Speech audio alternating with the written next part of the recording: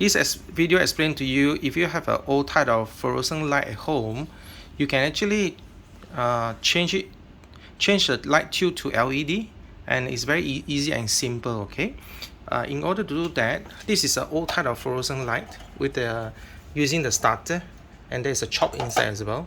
Okay, you don't have to change the entire unit to this is a LED light tube. You don't have to change the entire unit using the LED light holder. Okay, what you can do is very simple. First, take this out, the starter, take it out, and you just change it directly.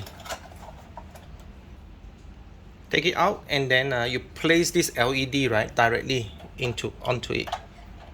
Is fit well with the size that you have. Okay, there's two different size, T5 or T8.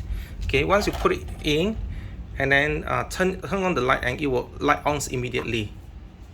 Very simple.